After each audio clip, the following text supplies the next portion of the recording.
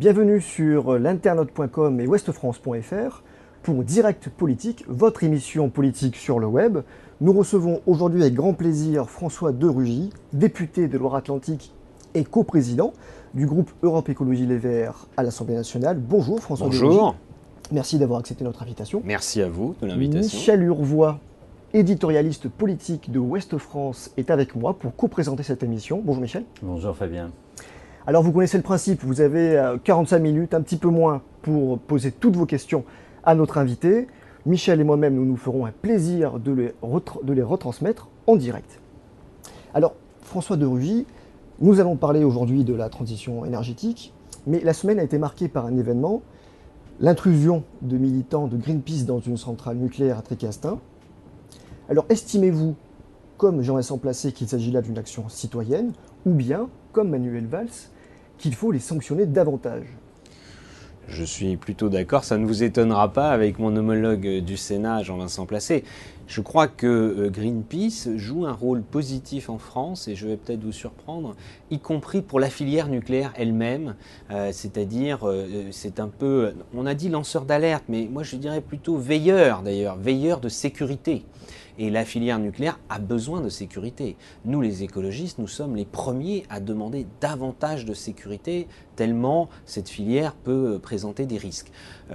Barbara Pompili, qui est coprésidente du groupe écologiste à l'Assemblée nationale, a dit, sous une forme un peu provocatrice, mais je souscris ses propos, en fait, EDF pourrait d'ailleurs contractualiser avec Greenpeace pour avoir des tests de sécurité indépendants. Vous savez qu'à une époque, SOS Racisme faisait des opérations de testing à l'entrée des boîtes de nuit de façon impromptue. Eh bien, Greenpeace fait un petit peu la même chose en fait avec les centrales nucléaires, sans mettre en danger la sécurité des centrales nucléaires, comme pourraient le faire des intrusions hostiles terroristes. Donc Manuel Valls a tout faux quand il dit qu'il faut augmenter les sanctions. Oui, parce que c'est ridicule. De deux choses l'une, par rapport à Greenpeace, ça ne présente pas de danger. Par rapport à des terroristes potentiels, vous croyez franchement que des terroristes potentiels, ça leur ferait peur qu'il y ait des peines encourues qui soient plus fortes? C'est ridicule. Donc ce qu'il faut, c'est ne pas mettre la tête dans le sable par rapport à la sécurité nucléaire, comme on a trop tendance à le faire en France. On a trop tendance à ce qu'il y ait la loi du silence et de l'omerta. Il faut au contraire qu'il y ait le maximum de transparence, et Greenpeace y contribue. Les militants s'exposent à des sanctions. Oui, c'est normal en même temps. Ça, il faut être très clair. Greenpeace, les militants de Greenpeace, ils savent ce qu'ils font. Ils ne disent pas que leur opération est légale, ils ne disent pas que ça ne pose pas de problème. Au contraire, ils soulèvent, un peu par l'absurde, le problème de la fragilité vis-à-vis de la sécurité des installations nucléaires. Et je sais aussi que c'est le cas pour les installations nucléaires militaires, puisque là, ce sont des journalistes qui ont démontré la fragilité du site de l'île Longue à Brest. On va parler de transition énergétique, François de Rugy, puisque vous le savez, c'est aujourd'hui que les conclusions du grand débat national sur la transition énergétique sont rendues. Alors, est-ce que vous êtes satisfait des conclusions qui s'en dégagent, des recommandations, on peut dire, qui sont rendues aujourd'hui publiques? En tout cas, à ce stade, nous sommes satisfaits que ces débats aient eu lieu. C'est une première en France. C'est incroyable d'ailleurs que sur des sujets aussi structurants à la fois pour la vie quotidienne des Français, la consommation d'électricité, le chauffage, toutes les questions liées à l'énergie, les transports, les déplacements, mais aussi pour l'industrie, pour l'agriculture, pour les services. L'énergie est un enjeu majeur, un enjeu même géopolitique. Il n'y avait jamais eu de débat en France.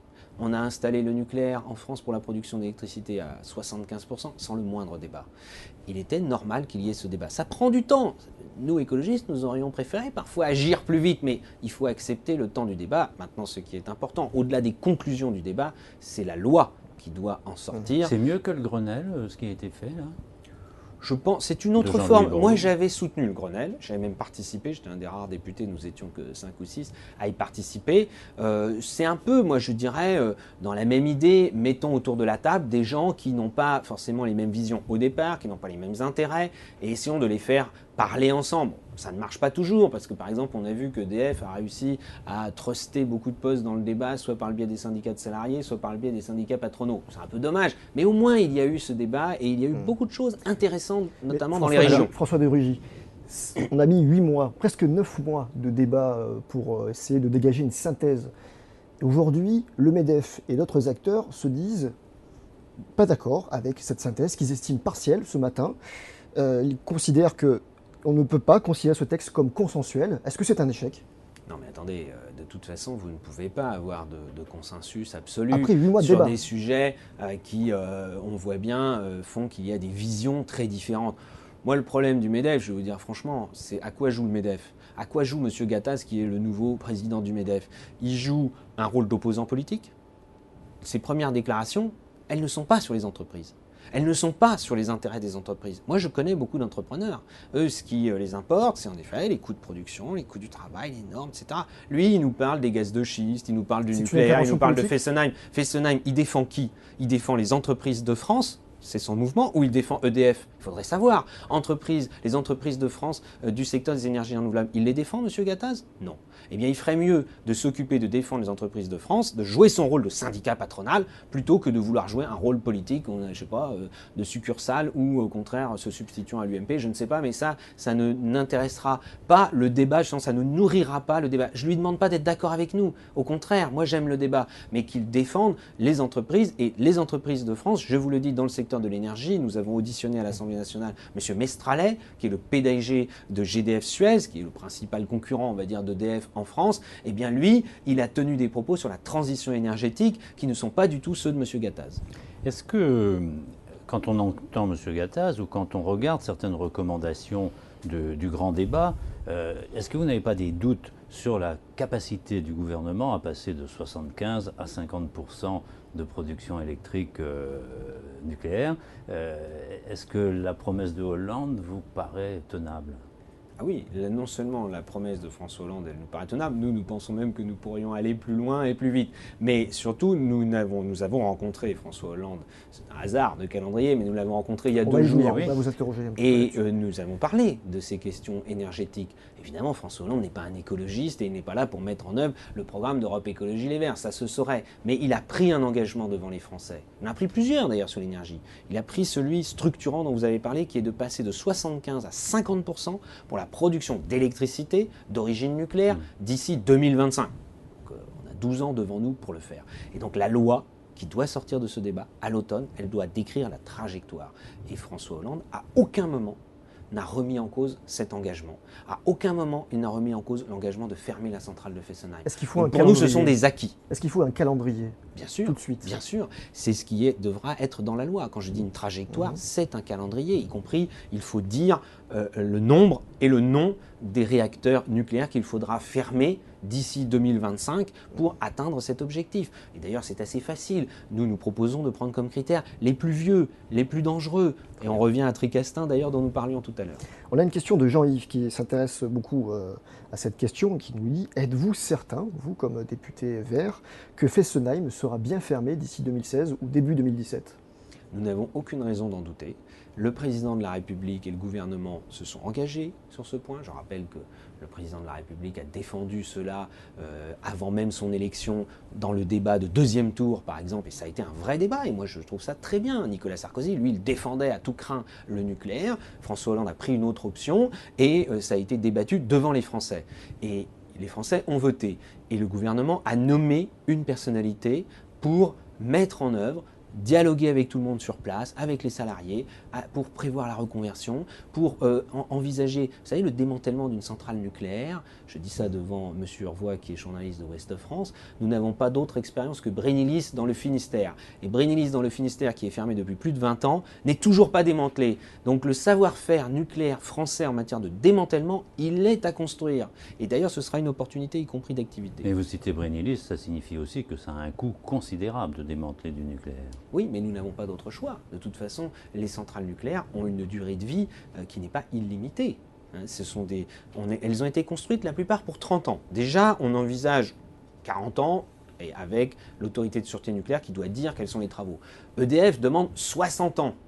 Si on veut aller à 40 ou à 60 ans, il faut refaire des investissements. Nous disons qu'il vaut mieux faire des investissements dans le domaine des énergies renouvelables, qui, elles, sont vraiment des énergies d'avenir, qui ne nous feront pas dépendre ni de l'uranium venant du Niger. Je le rappelle, il y a une dimension internationale. Le terrorisme, il y a des otages qui sont pris et qui sont des salariés d'Areva au Niger. Le nucléaire, ce n'est pas l'indépendance énergétique de la France. Le pétrole, ce n'est pas mieux. Donc il faut développer les énergies renouvelables.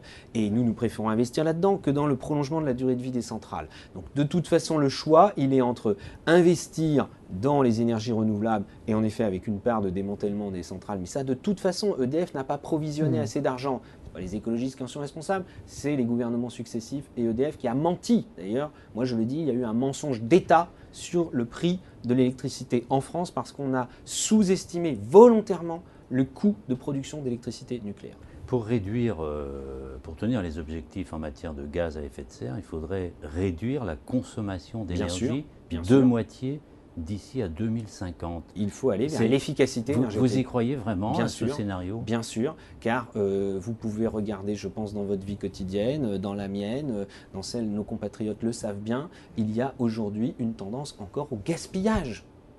Quand on fait les diagnostics de performance énergétique dans les logements, on est en train de les améliorer d'ailleurs, et puis chaque fois qu'un logement se vend, demain grâce d'ailleurs à la loi sur le logement de Cécile Duflot, ce sera également des informations qui seront données pour la location d'un logement. Quelqu'un qui visitera, même visiter, sans même avoir signé le bail, aura un diagnostic de performance énergétique pour savoir à quoi s'en tenir. On découvre qu'on va dépenser jusqu'à 300 kWh par mètre carré par an. Alors quand on dit ça, ça paraît théorique, mais quand on fait un logement de 50 mètres carrés et qu'on se dit ah, là, je vais multiplier ce chiffre par le coût, etc. Là, on prend conscience de l'enjeu. EDF, dit que vous accusiez à l'instant, estime que c'est complètement déraisonnable. Ben, EDF, si vous voulez, ce n'est pas les meilleurs conseillers pour économiser l'énergie, puisqu'eux, ils vivent de la vente d'énergie. Donc si vous demandez à EDF s'il faut baisser la consommation, ils vont vous dire non. Ça, c'est normal. Ils défendent leur intérêt. Mais en revanche, je rappelle qu'EDF est censé être un service public. C'est une entreprise publique qui tient sa légitimité d'avoir été un service public. Pour moi, un service public, c'est au service du public. Donc c'est une question de volonté politique. Bien sûr. Et une question de moyens qu'il faut donner aux Français. Moi, je le dis depuis longtemps, et ça aurait pu être un enjeu du Grenelle. Malheureusement, on est passé à côté. Il n'y a eu que les éco-prêts à taux zéro, mais qui ont concerné quelques centaines de milliers de personnes au grand maximum. C'était très complexe, très lourd. Mais il faut que chaque Français ait les moyens d'être un acteur. Et moi, je suis convaincu que la très grande majorité des Français veulent être des acteurs parce qu'ils voient l'intérêt au-delà de la planète. Vous savez, la sauvegarde de la planète, ça paraît très loin, puis on se dit, mais moi, individuellement, qu'est-ce que je peux faire sur l'effet de serre? L'effet de serre, moi, ça ne change rien, mon comportement individuel. Oui, mais comportement individuel plus comportement individuel, ça change, et surtout, ma facture à moi, de chauffage, d'électricité, de gaz, là, ça, si j'agis dessus, j'en toucherai directement les bénéfices. Revenons aux conclusions du débat, pragmatiquement. On a l'impression que le sentiment qui se dégage de tout ça, c'est une sorte de consensus qui ne satisfait personne. On a une question de Franck qui nous dit finalement, est-ce que Delphine Batho n'avait pas raison de parler de lobby dans toute cette histoire? Delphine Batho, elle a dit un certain nombre de choses. Nous avons d'ailleurs plutôt soutenu le fait qu'elle ait été injustement, à notre sens, traitée quand elle a dit un certain nombre de choses. Mais en revanche, elle avait dit, elle avait clairement insinué que le président de la République était sous la pression des lobbies pour la question des gaz de schiste. Vous partagez ce sentiment? Et elle avait cité, ce qui était assez grave, le président de Vallourec, qui est une entreprise privée qui fournit des matériels pour l'exploitation pétrolière et gazière. Elle avait dit d'ailleurs, sous-entendu, que ce monsieur, sa femme, est directrice de cabinet de François Hollande et que donc là, il y avait un conflit d'intérêts, des pressions. Écoutez, François Hollande, il s'est exprimé le 14 juillet, à nouveau. Il l'avait fait plusieurs fois sur les gaz de schiste et il a dit non. Tant que je serai président, il n'y aura pas d'exploration et d'exploitation des gaz de schiste. Donc s'il était soumis au lobby, il n'aurait pas dit cela. Il est soumis à la pression des lobbies, ça c'est sûr et certain. Nous n'avons aucun doute là-dessus. Les lobbies ne désarmeront jamais en matière industrielle, agricole, économique, et notamment sur tout ce qui touche à l'écologie ou à l'énergie. Et ça, ils essaieront par tous les moyens, mais évidemment caché, parce que s'il le disait au grand public, ça choquerait tout le monde, de faire pression sur les politiques. Mais les politiques ont le devoir, selon moi, de résister, et là, en l'occurrence, sur les gaz de schiste, c'est clair, c'est net, il l'a fait. Chez François Hollande, avec Barbara Pompili, votre coprésidente, est-ce que vous avez parlé de fiscalité écologique? Oui. Est-ce que vous avez la certitude qu'elle sera dans le prochain budget? Est-ce que vous avez la garantie que ce sera à pression fiscale constante, c'est-à-dire plus d'impôts verts, moins d'impôts? C'est notre volonté. Alors, sur la fiscalité constante, dites-nous tout. Il nous a dit sa volonté qu'il y ait dans le budget 2014, qui doit être étudié à la fin de cette année, à partir du mois d'octobre, un volet de fiscalité écologique qui n'existe pas et qui n'avait pas été fait l'an dernier. Nous l'avions regretté d'ailleurs, parce qu'on aurait pu déjà prendre des mesures pour le budget 2013. Le ministre du budget est chargé, c'est normal, de travailler là-dessus. Nous travaillons avec lui.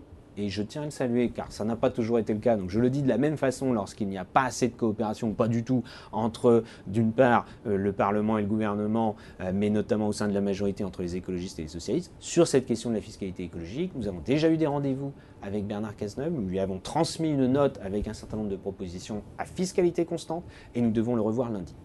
Bernard Cazeneuve, qui est élu d'une région un peu nucléarisée, Tout le à fait. Cotentin. Bernard Cazeneuve, ça nous aurait inquiété si c'était lui qui avait remplacé Delphine Batho, je ne vous le cache pas. Mais le fait que ce soit Philippe Martin, c'est plutôt une bonne chose? Oui, Philippe Martin, en tout cas pour nous, est un homme à qui on ne peut faire aucun procès d'intention sur la question de l'écologie. En tant que député, il s'était beaucoup mobilisé à nos côtés d'ailleurs, sur les OGM ou sur les gaz de schiste, contre les gaz de schiste. Après, vous savez, en matière d'écologie, l'expérience nous a instruit qu'il fallait être extrêmement vigilant et rien n'est jamais gagné d'avance avec Philippe Martin ou avec quelqu'un d'autre. On va passer, François de Rugy, au chapitre consacré au gouvernement, à l'actualité du gouvernement. Alors, on a beaucoup d'internautes qui s'interrogent, franchement, C'est normal. De la position des Verts et du fait qu'ils soient dans le gouvernement. Franchement, est-ce que les Verts ne sont pas plus utiles hors du gouvernement pour se faire entendre? Je vais vous dire deux choses là-dessus. D'abord, il y a des gens qui, dans le fond, souhaitent qu'on n'y soit jamais. Ça, j'allais être un peu trivial, je vais me retenir, mais franchement, ça les gêne. Ça les gêne. Les écologistes, ils aimeraient bien qu'ils sortent du paysage. Ceux-là, ils seront déçus car nous serons là, nous sommes au Parlement jusqu'à la fin du mandat, quoi qu'il arrive. Au gouvernement, nous y sommes là, non pas quoi qu'il arrive, car il faut évidemment que la politique menée soit conforme aux engagements que nous avons pris ensemble. Vous parliez du nucléaire, vous parliez de la fiscalité écologique, ça sont des engagements extrêmement forts qu'il faut mettre en œuvre, parce qu'ils n'ont pas encore été mis en œuvre. Jean-Marc Ayrault a présenté les investissements d'avenir, il y a une semaine, c'était un rendez-vous important, attendu, surtout après l'éviction de Delphine Batho. Là aussi, il y a eu une inflexion. Tout n'est pas gagné. Il va encore falloir se battre pour la mise en œuvre, mais une inflexion écologique. Après, vous dites, est-ce que vous ne seriez pas plus utile à l'extérieur du gouvernement? Mais franchement, aujourd'hui, que feraient les écologistes tout seuls dans leur coin? Ils pèseraient sur quoi? Vous nous parliez de Greenpeace. Greenpeace a une capacité d'action médiatique. Mais sur les décisions, ils pèsent sur quoi? Ils ont fait fermer combien de centrales nucléaires, Greenpeace? Zéro. Nous, écologistes, parce que nous avons passé un accord de gouvernement. C'est compliqué, c'est pas toujours facile à expliquer, donc je comprends les gens qui s'interrogent. Mais en même temps, bien nous allons en fermer une de centrale nucléaire avec Fessenheim. Nous l'avions déjà fait d'ailleurs lorsque Lionel Jospin était Premier ministre et qu'il y avait Dominique Voynet à son gouvernement. Voilà, ça c'est ça la politique, c'est agir sur les choses et c'est notre volonté pour agir dans le sens de l'écologie. Il vaut mieux être dans le gouvernement qu'à l'extérieur. Mais qu'est-ce que vous pensez dans ce cas des rodomontades de votre homologue Jean-Vincent Placé qui tous les jours a une sortie sévère contre le gouvernement? Je vous laisse la responsabilité de l'expression, de la qualification des propos de Jean-Vincent Placé. Vous aurez remarqué que chacun développe sa propre façon de s'exprimer. Je crois qu'avec Jean-Vincent Placé, nous sommes d'accord sur le fait que l'accord que nous avons passé, il en a été l'un des négociateurs d'ailleurs, est un accord qui doit être mis en œuvre et que nous ne sommes pas là pour menacer de claquer la porte tous les matins, ça n'aurait aucun sens, nous n'aurions aucune crédibilité. C'est ce qu'il fait. Moi, je ne le ressens pas comme ça, et si c'est ressenti comme ça, ce n'est pas bien. Ce qu'il faut, c'est en revanche, évidemment, se dire que les écologistes sont dans une bagarre permanente, et c'est ce que nous avons dit avec Delphine Batho. Et d'ailleurs, nous avons regretté qu'elle n'ait pas davantage mené la bagarre. Et oui, disons-le, face à Montebourg, au sein du gouvernement, et nous avons rencontré, comme tous les parlementaires de gauche et de la majorité hier, Jean-Marc Ayrault, qui invitait en fin de session parlementaire les parlementaires à Matignon. Il l'a lui-même reconnu. Arnaud Montebourg n'était pas là, mais moi je connais Arnaud Montebourg depuis longtemps, j'apprécie certaines de ses positions sur l'Europe, la démondialisation, mais je lui dis, franchement, il ne rend pas service au gouvernement avec ses positions sur les gaz de schiste et le nucléaire, des sujets qui ont été tranchés par le président, par le gouvernement, et donc face à ça, face à ces sorties, il faut que le ministre de l'écologie, Philippe Martin, commence à le faire, nous les écologistes nous le faisons, il faut sans cesse jouer le bras de fer, donc après ça prend la forme que les uns et les autres veulent bien lui donner.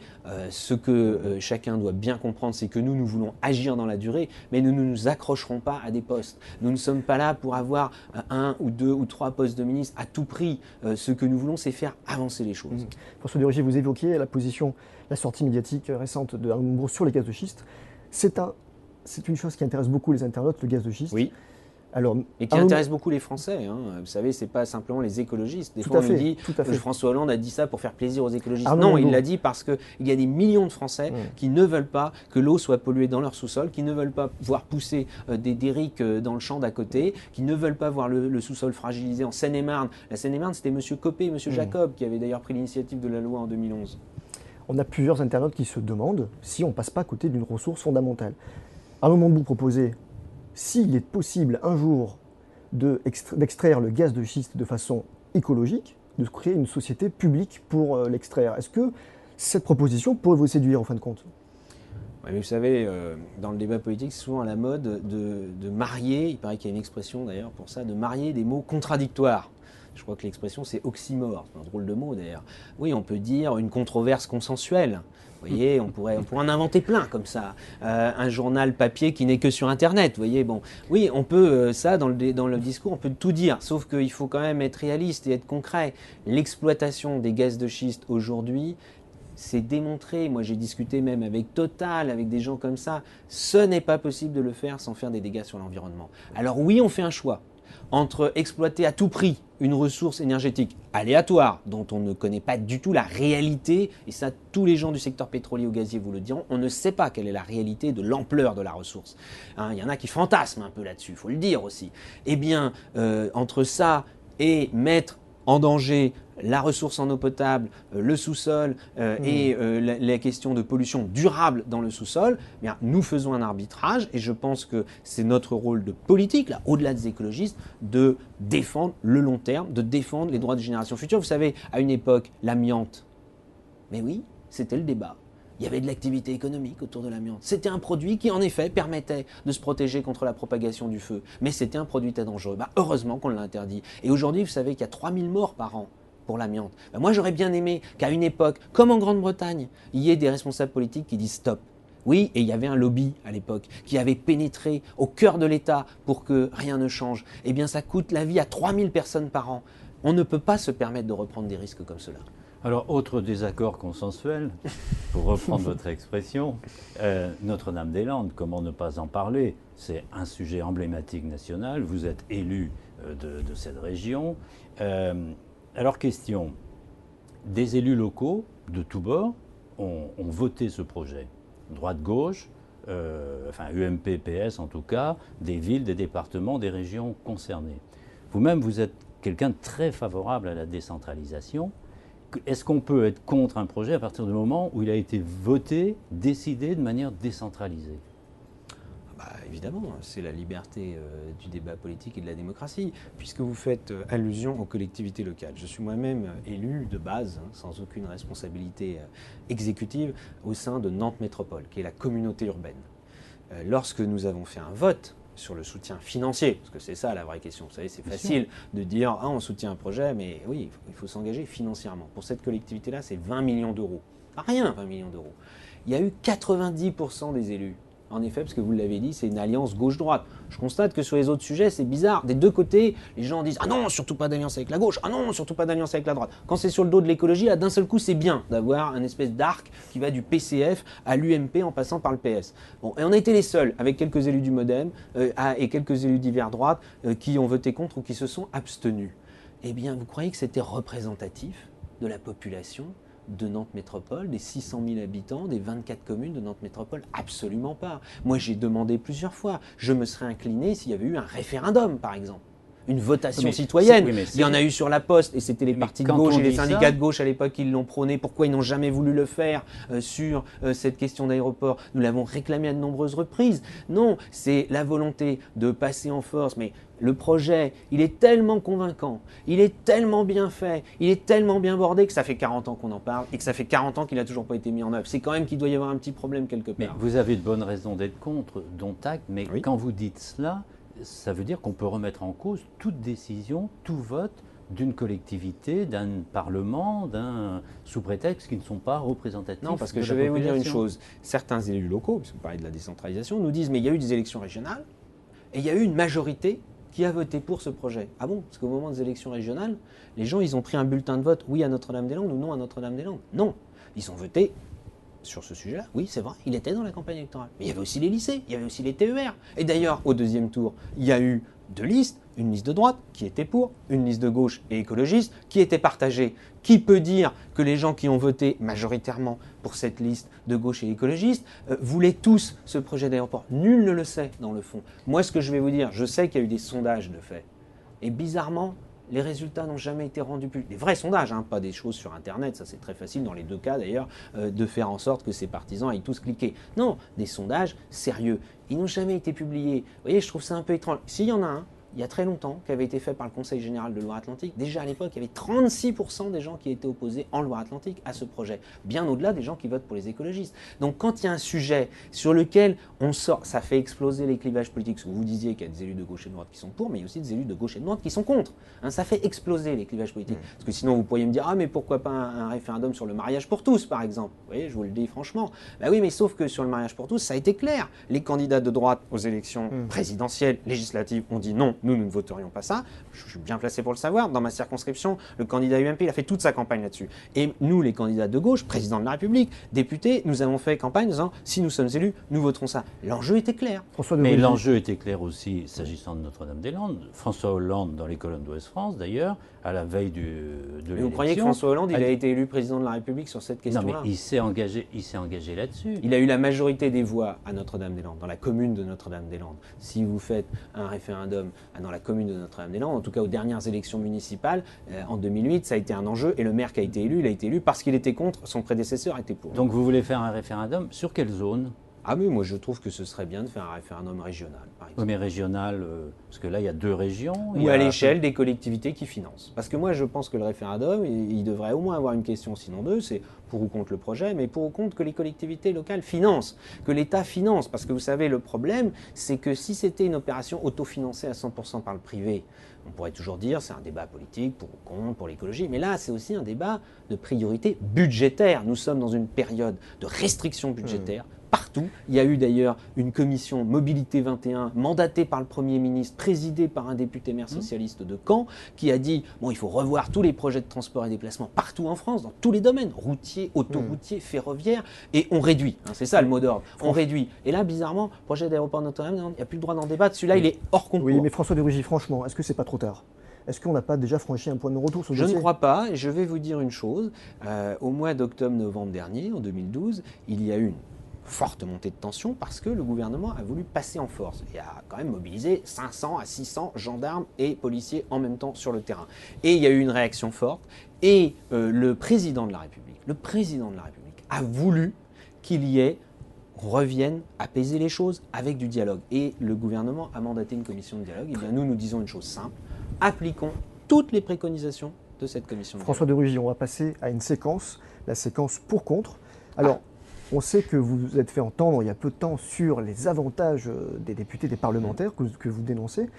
Alors on a essayé de faire un pour-contre spécial, avantage des parlementaires. La séquence est très simple, on vous pose 4-5 questions, vous répondez rapidement, pour, contre et pourquoi. Êtes-vous pour ou contre baisser ou plafonner les indemnités des parlementaires? Alors je suis pour, mais c'est déjà le cas. Chaque Français doit savoir que d'abord l'indemnité de député n'a pas évolué depuis 10 ans et que par ailleurs, même quand il y a cumul des mandats, que nous combattons par ailleurs, il y a un plafonnement de l'indemnité à 1,5 fois celle de parlementaire, ce qui n'existe pas pour le cumul que je combats également, et c'est un débat qui va avoir lieu à l'Assemblée encore dans la semaine prochaine, entre fonctions privées, notamment avocats, consultants, et parlementaires ou élus. Pour ou contre, François de Rugy, la réserve parlementaire, alors qui est en plein débat au Sénat, la réserve parlementaire, je rappelle, c'est cette somme qui est allouée à chaque parlementaire, liberté lui étant laissée de l'utiliser comme il le veut dans sa circonscription. Enfin, pas pour lui, mais non, pas pour ce sont lui. les subventions qui sont attribuées soit à mais des collectivités, soit à des restent, associations. Voilà. Est-ce que vous êtes pour ce système-là, pour son maintien ou pour une transparence de l'affectation des fonds? Position très claire pour la réserve parlementaire. Ce n'est pas forcément le cas de tout le monde. Moi, je suis pour. Pour le fait que ce soit totalement transparent, pour le fait que ce soit égalitaire. Et c'est un combat que nous avons gagné au début de ce mandat à l'Assemblée nationale, puisque dorénavant, la somme est exactement la même pour tous les députés, alors que dans le précédent Sauf mandat... le président de la Commission des Finances et le président de l'Assemblée. Avec une variation qui est assez faible, alors qu'on a découvert, moi-même, qui étais député pendant 5 ans, membre du bureau de l'Assemblée nationale, j'ai découvert par la presse qu'il y avait 11 millions d'euros pour le précédent président de l'Assemblée nationale, ce qui est quand même là particulièrement choquant. Alors que moi, je peux vous le dire, je l'avais publié, j'avais 36 000 euros par an. François de Rugy, pour ou contre interdire la présence de lobby à l'Assemblée nationale? Alors, je pense que là, il faut reconnaître l'existence des lobbies, mais il faut faire la transparence. Donc, et il faut cantonner. C'est-à-dire, on ne peut pas donner l'impression que des représentants de lobby sont comme des assistants parlementaires. D'ailleurs, parfois, il y en a qui mélangent les deux, et ça, je suis contre, et qui, du coup, pourraient rentrer presque dans l'hémicycle. Bon. Donc, il faut mettre des règles. Mais il faut reconnaître qu'en France, il y a des gens qui font profession de défendre des intérêts particuliers. Moi, je préfère qu'ils le fassent à visage découvert. Je pense que le problème, c'est quand ça se fait en souterrain et que les choses ne sont pas claires. Pour ou contre le fait de publier les patrimoines des parlementaires comme ceux des ministres? Pour, et je l'ai fait d'ailleurs, comme beaucoup de mes collègues, tout comme les 2 ministres écologistes qui l'ont fait avant même que ça devienne une obligation. Même si ça peut poser des problèmes pour des proches, pour des... Il faut séparer les choses, c'est-à-dire il faut dire voilà ce qui relève du patrimoine personnel d'un parlementaire ou d'un élu local et on n'a pas à se justifier sur le fait que d'ailleurs on est marié ou pas marié avec quelqu'un qui possède. Moi je l'ai dit, hein, voilà, c'est 50%, vous savez, le droit français est assez bien fait, hein, quand on possède des choses, il y a l'indivision, alors c'est vrai qu'il y a la communauté de biens, mais on peut le dire, mais sinon c'est l'indivision ou sinon c'est des parts sociales dans une société civile immobilière et ainsi de suite. Et vous avez vu, on l'a fait pour les ministres. Au début, on a dit « Oh là là, ça va mettre mal à l'aise un tel » ou alors ça va être du voyeurisme. Ça a créé sur Internet, par exemple, ça a fait bugger le site Internet d'Europe Écologie Les Verts le jour où on l'a fait. Donc il y avait une curiosité, c'est indéniable. Mais en même temps, après, une fois que ça avait été vu, les gens se sont dit il n'y avait rien à cacher, donc pourquoi ne pas le faire? Et en même temps, on ne va pas passer notre vie là-dessus. Hein. Très bien, on va passer à un chapitre consacré aux élections municipales. Alors, on a beaucoup de questions là-dessus, effectivement, d'internautes. Europe Écologie Les Verts veut des listes autonomes dans les grandes villes de France, ce qui suscite beaucoup d'interrogations aux internautes. Pourquoi? Eh bien, parce que beaucoup se demandent si ce n'est pas la meilleure façon d'affaiblir la gauche, et même d'affaiblir votre parti, qui a fait des scores assez faibles lors des derniers scrutins. Alors là aussi, il faudrait savoir, les internautes, il y en a peut-être qui sont militants du Parti Socialiste, d'autres d'Europe Écologie Les Verts, ou d'autres qui sont totalement neutres et en dehors de tout cela.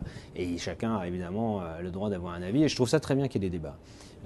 Personnellement, à Nantes, par exemple, j'ai défendu, et dans les autres communes de l'agglomération nantaise, là où il y avait une volonté, d'avoir des primaires. C'est-à-dire qu'on puisse débattre et ensuite choisir, voter de façon ouverte, citoyenne. Ça a très bien marché à la présidentielle. Moi, je n'ai qu'un seul regret, c'est que les écologistes n'y aient pas participé. Mais je pense une erreur un peu collective à l'époque.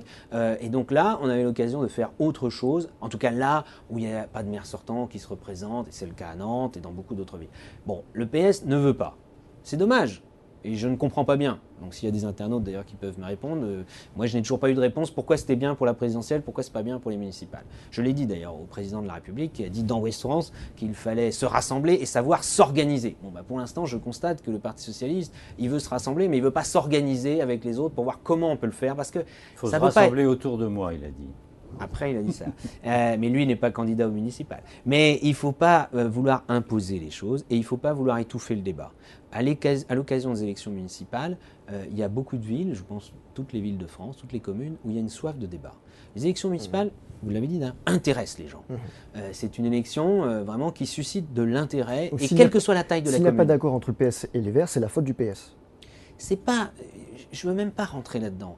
Je veux dire, d'abord, le PS n'a pas pris d'initiative ni au niveau national, ni au niveau local de façon concrète. Ce qu'il veut, c'est éventuellement négocier, dire bon, vous aurez tant de postes et puis vous êtes avec nous. Bon, ça, c'est la politique classique. C'est normal, ça fait partie de la politique, mais on ne peut pas réduire le débat municipal à cela. Moi, je vois à Nantes, il y a beaucoup d'interrogations. Jean-Marc Ayrault a été maire de Nantes pendant 23 ans. Il a fait énormément de choses, transformé beaucoup la ville, mais en même temps, 23 ans, il y a un certain nombre d'habitudes qui ont été prises, un certain nombre de choses qui s'essoufflent. Il y a une soif d'avoir du débat et de pouvoir choisir des options sur un certain nombre de sujets. On en a parlé tout à l'heure, mais il y en a plein d'autres à l'échelle locale. Et dans les villes, ce n'est pas les mêmes sujets. Donc vouloir plaquer, par exemple, une stratégie nationale sur toutes les communes de France, ce serait une erreur majeure.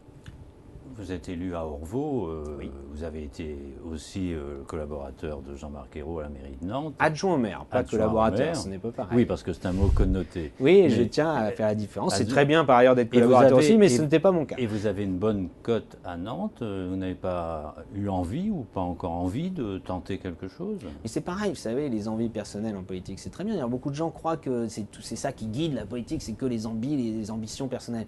Moi, j'ai tendance à dire, vous savez, c'est aussi les circonstances qui font. On dit que François Mitterrand disait il faut être en situation. Ça peut paraître bizarre cette formule, mais ça veut dire que y a des moments où on peut faire des choses, fédérer, rassembler, d'autres moments où on fait autre chose. Nous sommes contre le cumul des mandats. Moi, je me suis présenté devant les électeurs il y a un peu plus d'un an pour les élections législatives. J'ai dit je sollicite un nouveau mandat de député, je veux l'exercer, je veux le faire à l'Assemblée nationale. Je suis même devenu coprésident de groupe à l'Assemblée nationale. Je ne vais pas abandonner ça maintenant pour dire finalement je me lance dans l'aventure des municipales. Et je ne veux pas non plus, ça va peut-être vous surprendre, mais nous fonctionnons comme ça avec les écologistes, que ce soit toujours les mêmes qui soient candidats à tout.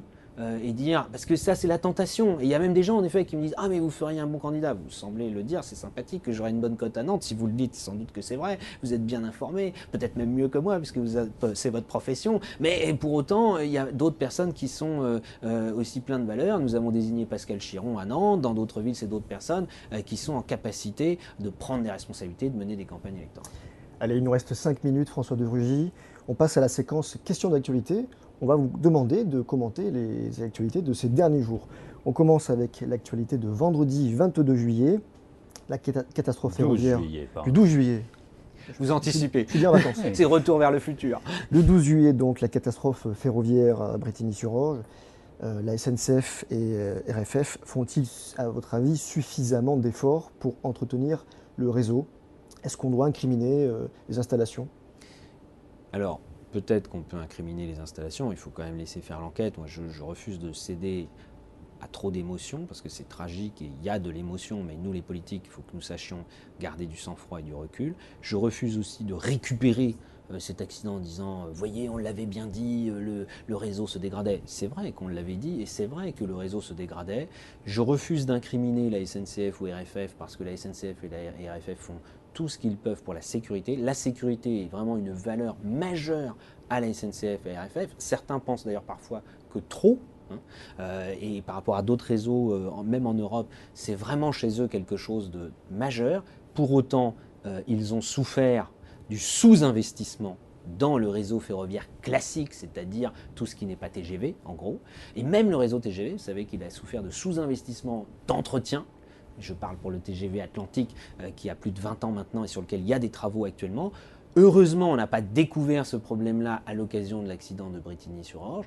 Le Premier ministre, d'ailleurs, avait présenté, il était à 1000 lieues de penser qu'il y aurait ce dramatique accident, un plan de rénovation à la fois des voies et aussi des wagons ou des locomotives de train dits classiques, c'est-à-dire les trains corail et les TER. Il faut continuer dans cette voie-là, le fret également. Moi, je crois que le transport ferroviaire a beaucoup d'avenir. D'ailleurs, aujourd'hui, en fait, on constate, contrairement à il y a quelques années, on nous disait le train, ça ne marchera pas, peut-être juste le TGV, mais le reste, les gens ne veulent plus prendre le train, ils veulent prendre tous la voiture ou l'avion. Et aujourd'hui, qu'est-ce qu'on constate? La fréquentation des trains augmente, même en période de crise, ce qui n'était jamais arrivé dans l'histoire française. Donc Jean-Marc Ayrault a raison de dire priorité au développement local et pédale douce Bien sur sûr. les grandes infrastructures. Et nous, les écologistes, nous souhaitons l'encourager dans cette voie et vérifier que ne vont pas revenir par la fenêtre des projets qui auraient été sortis par la porte. Dimanche, François Hollande a constaté que la reprise était là. Qu'est-ce que ça vous inspire comme manière de dire et de voir les choses? Je suis moins optimiste que lui, je le dis franchement. Je comprends qu'il veuille positiver, comme on dit parfois, une expression un peu de la novlangue, mais il est aussi dans son rôle de président de la République qui veut entraîner le pays. On ne peut pas, moi je ne suis pas du tout pour des discours vraiment sinistres où on dit tout va mal, etc., parce que ça mobilise personne. Mais c'est un excès d'optimisme. Mais voilà, il faut quand même, moi je pense qu'il faut se situer dans une optique où on ne peut pas attendre le retour de la croissance, d'une hypothétique croissance. Ça fait 5 ans que la France, globalement, n'a pas encore tout à fait retrouvé les résultats économiques de 2007.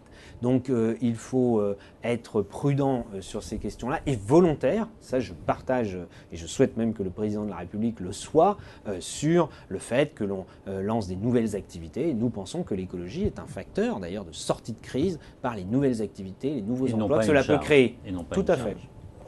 Autre actualité de ce week-end, le tweet de Xavier Contal, le compagnon de Cécile Duflot, qui Actualité, a refusé... c'est un bien grand mot. Mais enfin... Oui, mais on a envie d'avoir votre sentiment là-dessus parce qu'il a été très critiqué par les élus de l'UMP. Qu'est-ce que ça vous inspire?